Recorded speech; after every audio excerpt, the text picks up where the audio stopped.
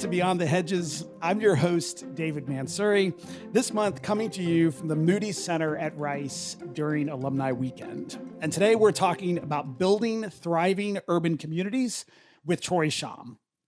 Troy's design and research focus is on new possibilities for form, representation, and politics in the post-megalopolitan city. He is pursuing this line of research through practice-based work at SCHAUM Architects, formerly Schaum Shea, an award-winning architectural firm based in Houston and New York City. Some of his most recent and ongoing work includes a master plan for the Judd Foundation and restoration of the Chamberlain Building for the Chinati Foundation, both in Marfa, Texas. The headquarters of an arts institution in Houston, and proposals for a residential tower on Park Avenue in New York City. Troy is also an associate professor of architecture right here at Rice, and really honored, Troy, to have you with us today and excited about this conversation. Thank you so much for having me, David.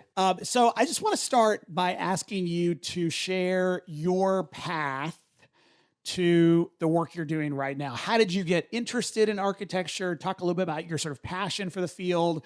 Walk us through a little bit of a career trajectory for you. Wow. Well, my story of getting interested in architecture actually started quite young. My father was in the U.S. Navy and would go all around the world. This is back in the 80s, early 80s, late 70s. And we would make these posters when they came home. You might have seen this on TV or experienced this. And we were making this poster-making event. And actually, a woman in San Diego came and was an architect and had the best collection of markers and was the best, could draw the best of any adult I'd ever met. And I thought, this is something that I could imagine doing. I got very curious and excited about what she was doing and what she was up to. And so, I've been asked this question, and this is, I think, really the first time I encountered the imagination of what an architect could be. And of course, when it came time to study, to think about what I wanted to study in college, I went to an architecture school, and Anderson Hall is quite like this. I went to Virginia Tech, but as an undergrad, and they had dark rooms. They had places where you could make things. We were still doing drawings by hand then. You could draw things. You could get messy with ink and paints and plaster. And I thought, wow, you can do a college education like this? This is amazing. I'm signing up for this. And that has really, stoked a passion for me in thinking about architecture and making space for communities and material and history and all the kinds of things that you encounter as an architect. I came to Rice in 2008 after working in San Francisco and New York, and I'd always thought about having the kind of autonomy and engagement with students that you could have as a professor, but I taught a little bit at Cornell, and I thought I would try it out at Rice at a longer fellowship. And I became very engaged with the students at Rice, the potential of Houston, and the support that we have at Rice to really think about and speculate about what possible futures we could have, both for ourselves in our lifetimes, but even beyond that. So I got very excited about staying and ended up being hired on a tenure track. And that was, 16, 17 years ago. Talk a little bit, Troy, about how you decided to add professor to your portfolio of work. Mm-hmm. You were an architect. You are an architect. You are currently practicing a practicing architect, and would love for you to talk a little bit about how you decided to add teaching to that portfolio, and maybe how you think about the intersection of teaching and learning about architecture and the practice of architecture in your work. Yeah, well, I'm going to answer this in a kind of big picture way, and I'm not sure everyone in the audience or listening might even understand how an architect sees what architecture is, but I see architecture as a space between thinking about the real and thinking about the ideal, and exploring both, meaning the space between conceptual ideas, big ideas about collectivity, ideas about community, ideas about our shared values and my individual values, and how that reflects on things like drywall and lighting rigs that you see in the top of the room, or flooring or materials or space making structure. And so that's the kind of real questions. And that requires a lot of space for reflection. And the thing that Academy exists for, outside of, I mean, it exists for students, it exists at that moment in your life when you're a student, but as for the faculty, it's a space for reflection and thinking about how our ideas about, concepts about city organization, concepts about public engagement, how that can translate into real world impacts. And I think for me, becoming a professor, it gave me the space to like ask those kind of bigger questions. All right, so I want to ask some questions about words that I said at the beginning of this interview that I do not understand what they mean. And that includes the word post-megalopolitan city. So, you say at the top of your bio that your design and research focuses on new possibilities for form, representation, and politics in the post-megalopolitan city. What does that actually mean? Yeah, I can unpack that a little bit. I design buildings. I make buildings, and you can visit some of them in Houston while you're here, or in New York, Virginia, or California. But to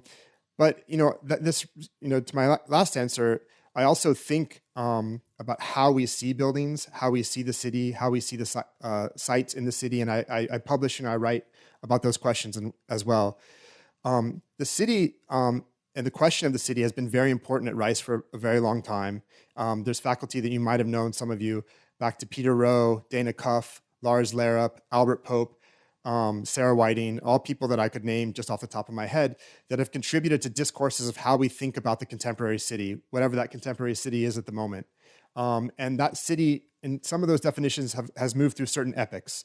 One epoch would be the metropolitan city. A lot of folks, including people like Lars Larup and Albert Pope, describe that as the city that is, say, before the World War II, the city of the streetcar, the city of walking.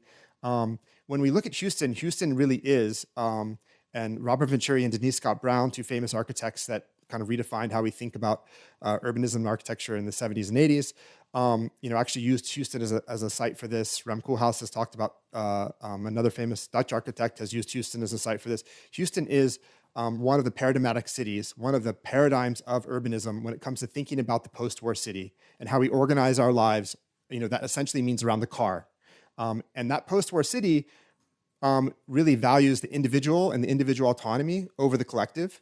It's not centered, it's not central. We all know this if you've been around cities like Houston, and most of the cities you live in are kind of like Houston in this way, and that there's multiple centers. You don't necessarily have to go downtown to live your daily life. And so that city of multiple centers, that city that values individual autonomy, is often referred to as the megalopolitan city, this kind of city of multiple centers. But what I've been seeing in my work and what I see in my design work, and you can look at examples like White Oak Music Hall, some of the work that I did early in my career in Detroit, called Minor Plan for Detroit, called Sponge Urbanism.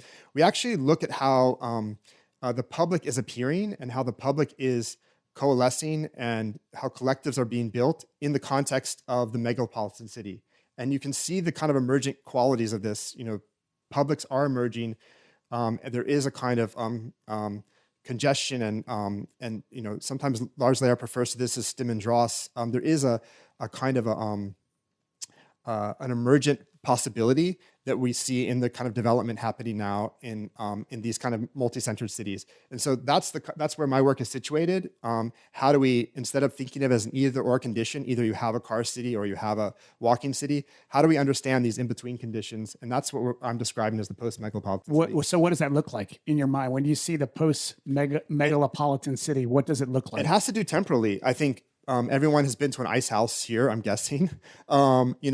Situations like an ice house, if you show up at an ice house at 9 o'clock on a Wednesday morning, no one's there.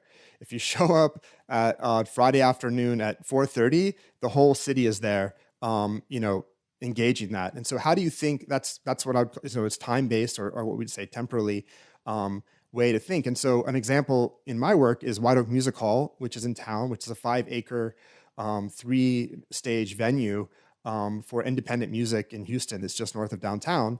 And that is a project that's woven into the city. And I actually brought the Dean of Columbia there once when it first opened. And you can kind of go up to this tower and look down and see all the people from Critical Mass, everyone lined up to get into the show, people drinking at the ice house. Of course, this is a Friday night. And it's a kind of urbanism that it's a kind of urban condition that people that aren't from a place like Houston and aren't engaging in the kind of diversity of that experience on a day-to-day don't really have good words to describe. And so when I say form, representation, and politics, you can imagine the politics around this question. And this is there's capital P politics and lower P politics, and this is a moment for both of those, as we know, when this is being recorded. But there's also questions of form, which is how do buildings that how do we make buildings? Architects are the ones that have to decide what the shape, the site, the situation of the building is. So those are the formal questions. And the representational questions, which are equally as important, is how do we see that city? That city is a very hard city to see, which is what I mean about not having the language to see a city like this. There's a lot of scholarship. Sometimes they call these cities non-places. Sometimes they call these kinds of cities, I talked about the polycentric city, cities of multiple centers. They're very hard to see. It's much more legible, much more easy to see the early 20th century cities, to see the cities when you travel to Europe or you travel to older cities in Asia, and you can see that city.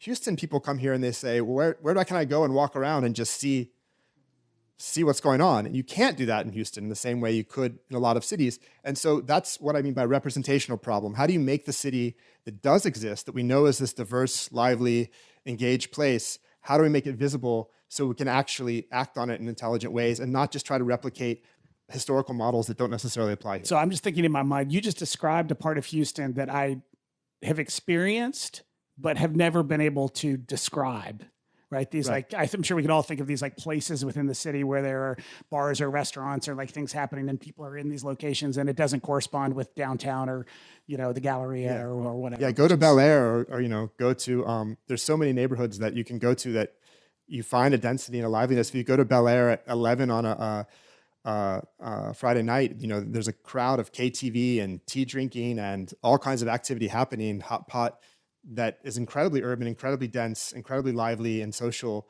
and has visibility all of a sudden. If you go there at a different time of the week, you won't see that activity. But that's what I mean about temporality and trying to understand these things. What are some buildings and spaces in Houston right now that you have your eye on or that catch your eye?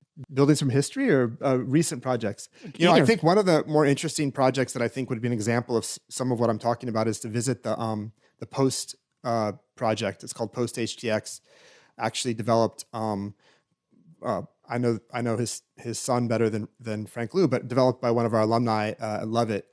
And they took the Barbara Jordan Post Office and they preserved it, and they inserted one of the largest roof gardens in the country, urban roof gardens in the country, including an urban farm on the roof. And if you go there in certain times, there is an incredibly rich, diverse swarm of a public that emerges in that place. And the food hall is amazing. And, that's an example of a kind of a space that I have an eye on. And I think that there's places that are trying to solve this question. I mean, I think looking at the east end of the Buffalo Bayou and what's happening on the Buffalo Bayou on the east end now, and how they're attempting with the Buffalo Bayou Partnership to integrate the Buffalo Bayou Park into the historic neighborhoods along the bayou all the way out to the bay, the Galveston Bay, I think is a really interesting project that's developing. It's going to be very different than the development that we saw around Buffalo Bayou Park on the west side of town. And so I think there's spaces that there's a lot of landscape architects, other designers, and I mean, it takes a huge team to think about these kind of things that are working on these kind of problems. And maybe one last question about things you're seeing and how you think about buildings. So if I was inside your head when you were seeing a building for the first time or a space for the first time, what are you thinking about? Like, what are you seeing when you look at that building? Walk me through your thought process. Well, I mean, this goes back to my answer of, earlier question, but if you think about what architecture is, and this is a definition that in the Western canon, comes to us through architects and artists like Alberti, famous for on painting and writing about architecture and being an architect in the Renaissance. And Alberti formulated an idea for the architect. You could think about an architect as a builder, somebody that makes buildings. But Alberti's definition was something a little bit different. Alberti's definition was someone who thinks about an idea for a building, has an idea for a building, makes drawings or writings about what that building might be, and then someone makes that building, right? That's a traditional understanding of an architect. And so again, there's that space between the idea and the actual execution and habitation and what we're seeing now that's the real building, say an example like the Moody Center. And so when an architect looks at a building, it's always approximations. There's always going to be an approximation in that translation between the ideal and the real. That's the state of the architect, to live in that approximation and live in that space, because all the prodigious effort of it, the technical complexity, is never going to achieve that space of the ideal. So there's approximation. So when you're an architect looking at a building, you're trying to understand how that architect or group of architects or team or whatever had an idea, a set of values, and how you see that translated into the real space. That's the space that, when I space out a lot, and when my wife's trying to get my attention, she knows I'm spacing out about this kind of thing. That's the space that we live in as architects, that space between the idea or the imagination, what that imagination of the building might be, and then how we actually start to approximate or achieve that. So you could look at buildings like, in a simple way, like Brockstein. We all love Brockstein. There's an idea about transparency, and then you actually see how transparency articulates itself in the glass. But you could look at a building like Duncan Hall. There's an idea about symbolic communication of a certain kind of Western canon history that's encoded in the very colorful columns on Duncan Hall, right? And that's a different idea. Neither are perfect in that way, but there's a space between what's an ideal or an imagination or a value and the instantiation of that in a physical artifact. And that, you can live a long time in that space, I would say. At least I can. That's cool. All right, I want to ask you one or two questions about your own work and your practice at SCHAUM Architects. So one thing that is probably top of mind for folks who may be thinking about this topic is how climate change and extreme weather is changing or affecting the way you do your work. Could you talk about that a little bit? What are things that are top of mind? Yeah. What do you expect in the future in the field related to those topics? I mean, it's really it has to be an all of the above strategy. So almost every aspect of our building operation planning is engaged in these questions in different ways. I think some of the things that I'm most excited about recently that I've been engaged in are ways to think about. I mean, I have a jacket on. If you're listening, you can't see that, but we're all a little bit cold in this room in Houston on a warm day. And so air conditioning is basically made, and heating has made certain parts of the earth inhabitable in ways that assumed that energy was basically like free and cheap and available. It's made building materials are made in a way that assumes energy is free and cheap and available, and they could be moved all around the world. But more and more, our practices are thinking about our assumptions around that. And so, for example, I brought up the air conditioning. I'm working on many projects in West Texas with the Judd Foundation and with the Chinati Foundation, and we're looking at both changing the assumptions of how we condition and cool the buildings, and looking at local practices related to pre-air conditioning traditions, and changing our expectations of how we live together in space. And this is where it gets interesting. If we assumed that professors didn't wear jackets and didn't wear long pants, but maybe wore short sleeves and could have meetings outside, one of the more popular spaces in this building, I talked to Allison Weaver, the director of Moody, the other day, opening up the galleries to the exterior becomes some of the more popular spaces, but it assumes a different kind of baseline. Most of the world is still built to assume that 70 degrees Fahrenheit and 50% relative humidity is like an accepted standard for what we need to be cooling our buildings to or heating our buildings to. And that is just something that's going to have to change, and it's going to change how we meet. Maybe we would have this meeting outside in the shade with fans. And a lot of my work is engaging in this. So we're looking at using different kinds of free cooling for some of the museums I work on in Marfa, in which we imagine maybe we could get the temperature down to 85 degrees.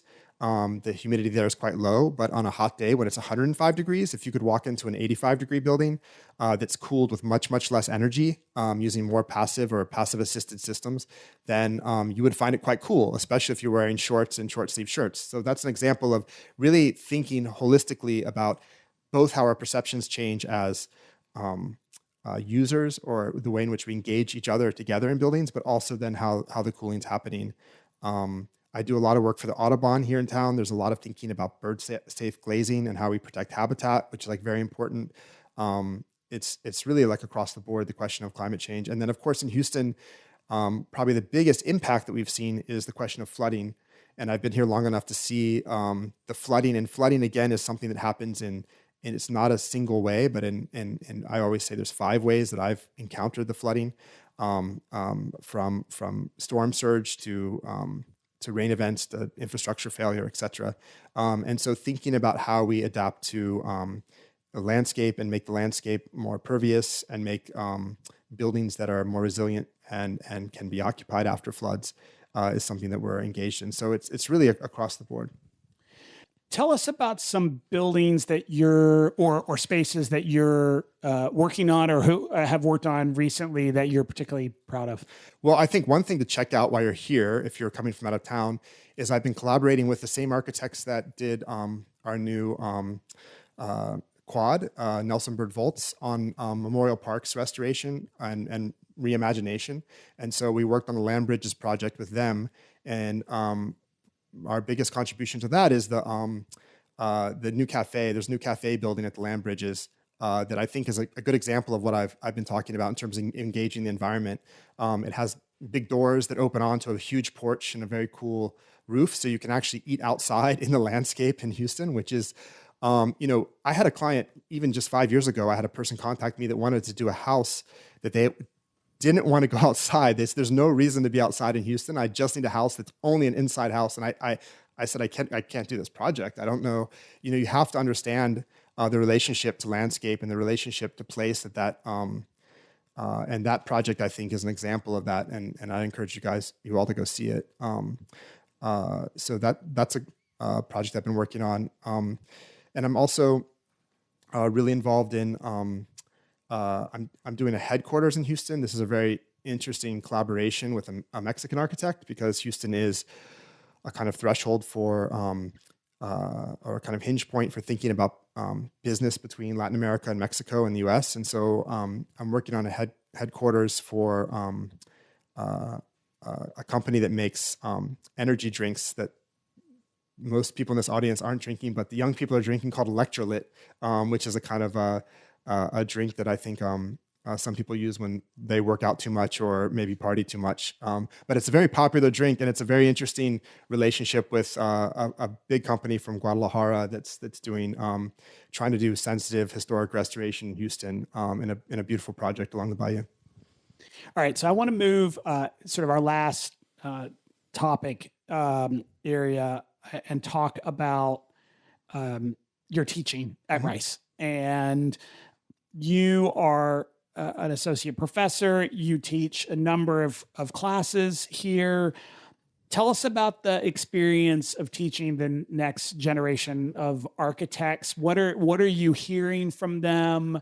What ideas are coming up? What are they thinking about? Well, teaching at Rice is a joy. I'm sure being a student at Rice is its own kind of joy that I didn't get to experience, but teaching at Rice is a joy. We have great students. The architecture program, you all know, is a unique program on campus, and that it's very focused around Anderson Hall and now Kennedy Hall, our new building. And students are really committed, and they really want to be architects, and it's a joy to teach them. I am never worried about the next generation, like some of my peers that don't interact with this group often. They're very intelligent, they're very thoughtful, they're very motivated, and that makes them a joy to teach. What I do, I teach graduate students. We have a graduate program at Rice that's also very well regarded, and we get great students from all over the world. Our undergraduate population comes from all over the world. It's very competitive to get in. And I engage them. I teach design studios, so I teach them how to design at the graduate and undergraduate level, which is really about giving them space to explore and do all the kinds of things I described, to make photographs and make messes. It happens a little bit differently now because we have than when I was a student, because we have machines and tools. And this goes back to the question of representation that lets us see things and lets us make things that just frankly weren't possible even when I was starting in architecture. And they're able to do that almost from the first day of school. So if you go by the building, you'll see we have lab spaces, etc. I travel with the students. I take them. I was just in Marfa last weekend with students. I've taken students to Chile, to India, to Spain, to Argentina. So we travel with students because we still think, and this is important, that seeing architecture and seeing spaces and understanding, that's how I learned to think like an architect, which you asked me about earlier. That actually we learned through that kind of global engagement. And so I do that with graduate students. Then I also teach a seminar that's very focused on thinking about ideas that are shaping contemporary architecture, but encourage students really to, and this is where Rice students are great, encourage students to really formulate their vision of what practice might be like or should be like when they're practicing in the future. And we were talking about this a little bit in the lead up. We have a responsibility to expose students to real world experiences and what the real profession is like. And frankly, the real estate industry, however you want to define it, is a pretty brutal place to work. But you want them to understand that they have agency and what the agency they have in that as you teach them. But you also want them to imagine what's possible in the world and what's possible for a future, 10, 20, 30 years from now when they're practicing and they're making the world and they're in my position. And so you want to give them space to let those ideas germinate, to let those ideas grow. And I think that's the real tension of especially a practice-based education, is making sure they have the space to explore both of those imaginaries of how they want to work. Yeah. So I crowdsourced some questions from two friends of mine who either are architects or were students at the architecture school. And one question that they said I needed to ask you was, what is totalization? And what is the totalization studio? And how does that inform the work of how you think about the connection between teaching and learning and like the practice of architecture? Yeah. So totalization architects love to come up with, we're better at drawing than coming up with words, I'll put it that way. But we do come up with words too, but they're always a little bit complicated. But totalization is a word that comes from the 20th century discussion of teaching and pedagogy.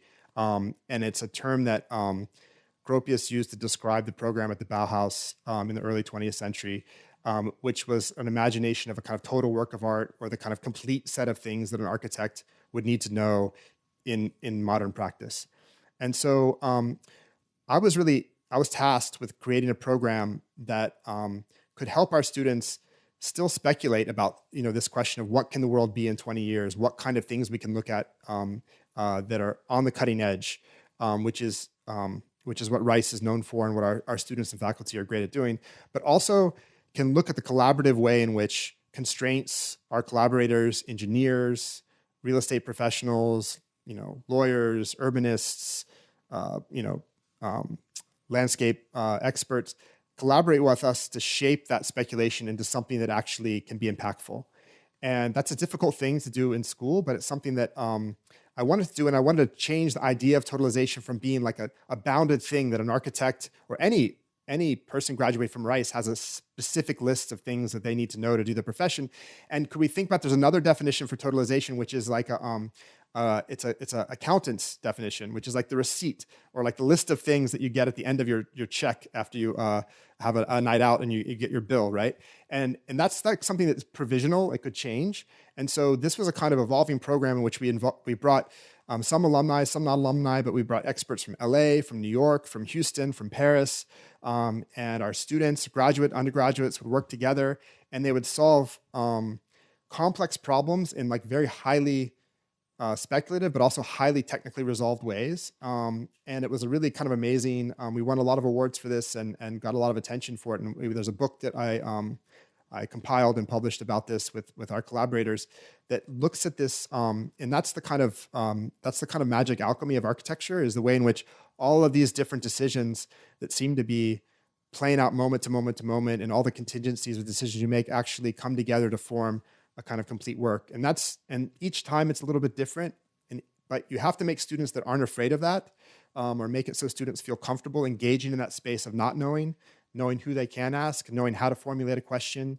knowing how to change the direction of their project when they're confronted with a contingency that they haven't fully appreciated until far along in the project. And so it was it's a kind of wonderful engagement that we've been running with the students for quite a while. The way in which they structure these courses nationally has changed, so we've changed the program, but many of these principles we're still engaged with our students now, just in different formats. Yeah.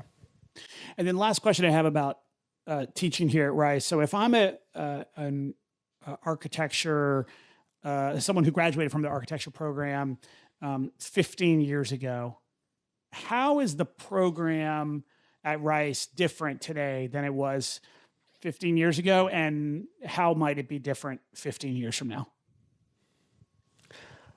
Wow. I think what we're seeing now at the school is there is a real engagement with Houston as a site for building and a site for speculation around building, meaning actually making buildings on the faculty in a way that, in installations and landscape, in a way that I would say hasn't existed, at least maybe since the 80s. That there's I have a group of colleagues, from Georgina Baronian to Maggie Sang to Andrew Colopy, who are working in the city with nonprofits, with for-profits, with civic organizations, really engaged in helping shape the future of Houston. And that's coming into the studios, and you see students that really want to engage with that. I think Rice 15 years ago was much more engaged in big theoretical urban questions, and we were very well known for that. And we still have people that work on big theoretical urban questions, and that work gets disseminated around the world, and our design work gets disseminated around the world. But I think that engagement is something that with actual building in Houston, and Houston is a very different place than it was 15 years ago or 30 years ago, and so we're evolving with that. So where that's going to take us in 15 more years, I think we're seeing the discipline, what we call the discipline of architecture, which defines the kind of academic conversation, is just getting broader and broader and broader. So we could use the analogy of the megalopolitan city. It's getting more and more multi-centered. I like to tell my students there's more centers than there are edges in life and in the world. And so we're finding there's more and more and more centers that are in the big tent of what we can consider architecture. And you're going to see, broader and broader and broader agenda, and our students taking on more and more problems. And our students also really want to find out how their agency as architects can impact the real. I talked about this contrast between the real and ideal. They're very much in the camp of the real. They want to know, not 20 years from now, but when they graduate, before they graduate, how they can change things on the ground, how they can change the terms of project delivery in the profession, how they can change the status of young architects in the profession, how they can change the status of the relationship between developers and architects, or institutions and architects, how they can change the organization of cities, how things are made, how things are shipped or not shipped around the world to build buildings. Each one of those questions is something that our students are very engaged with right now. And so that's going to certainly change the school in the next 15 years. So, all right, Troy, the 3 lightning round questions. First, what is your favorite spot on the Rice campus? I love the Michael Heiser sculpture that is in the engineering quad, the massive stones. I like seeing them in different light. I like sometimes taking my students and teaching under them, sometimes just hiding from my students under them. I love that space, and I think the new building has only made it nicer, that quad, and I think helps with the scale of the stone. But I love that sculpture, and I take my students there at least once a semester, and I really enjoy that space. Great. What's the best book that you've read recently? The best book. I read Exit West recently, which is a great text book that deals with how people make a kind of transition or cross certain kind of thresholds in their lives, and how it deals specifically with a certain kind of ambiguously located migration. And you see so much global migration now, but I think also exists as a larger metaphor for for how we progress through a life and connect to each other and connect to place in our relationships. +1 on Exit West. That's a great book. And then last question. So, and this is Alumni Weekend, so I think this question is going to be relevant for our live audience here too. So, when students apply to Rice, they are presented with the box, which is a question on the application where they are asked to share an image of something that appeals to them, something that tells the university about themselves, their interests, what's meaningful to them. So I'm curious about what image you would put in the box. I spent a long time playing around with a very beautiful SX70 Polaroid camera that I kept alive and kept finding film for and kept trying to see the world through for a very long time. It's such a beautiful object. It's such a beautiful tool for seeing. And I have so many like beautiful memories of like carrying it around the world. And I'm of a generation that the SX70 was not built for, but I certainly enjoyed seeing the world with it and through it. And it was sometimes my only companion in many, many places I've been. So I probably would put my SX70. That's great. All right, we'll open it up for questions. Feel free to pop up to the mic, and we have our first question. Yes, sir. Are you looking forward to the opening of the Ismaili Center in about a year and what that will add to Houston? Oh, certainly. I think one of the things that, I don't know how often this group comes back to Houston, but one of the things that, you asked about different areas. I said the east part of Buffalo Bayou is going to be transformed and is being transformed, but the part of Buffalo Bayou between downtown and Memorial Park has a series of projects that are transforming, I think, our relationship to landscape, how we think about place in the city. One of our alumni, Kevin Daly, finished the Houston Endowment Building that's along the Buffalo Bayou, which you should check out if you're in that area. And then Farshid Musavi, who we just had at the architecture school actually 2 or 3 weeks ago, who's an incredibly talented architect based in London and at Harvard is doing the Ismaili Center. It's the first Ismaili Center that'll be in the United States. It's in Houston. It's incredibly thoughtful. I mean, I haven't been inside, but I've seen the designs in detail recently, and incredibly thoughtful and well executed, both architectural project, but also as an organization that can host events and really activate the bayou. They've devised a really amazing landscape that engages with the flooding on the bayou. So it's definitely something to check out and follow, and it's something Houston should be proud of. Yeah. Great. Other questions? Hello. So I love architecture and design. I am not trained at all in it, have no skills, cannot draw. You can even ask my husband, who's sitting next to you, how much I love like design. And so for someone who is not an architect and is an amateur, but really appreciates it, what do you recommend I read or look for or do? Because I really appreciate it and would love to learn more, but I am definitely not a professional. Well, I think there's two things you can do. One is very easy and one is a little bit more difficult. But one thing that's become very easy is to find information about design online and on social feeds. So, one of the great sites is like Arc Daily, there's Dezeen, Architects Newspaper. Architects Newspapers, I should give a shout out, is executive editor, is a Rice alum. And so we have people in publishing as well, which is an international publication in architecture. So following those online is a great way to learn about architecture, but also you have to go see buildings.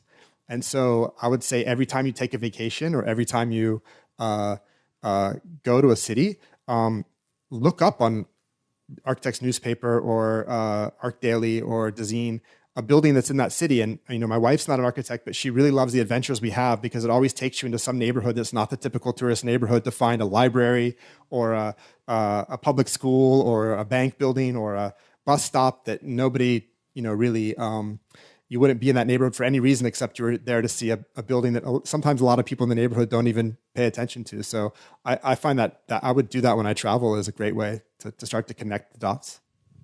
Great. Yes, sir. a growing number of our population is in retirement.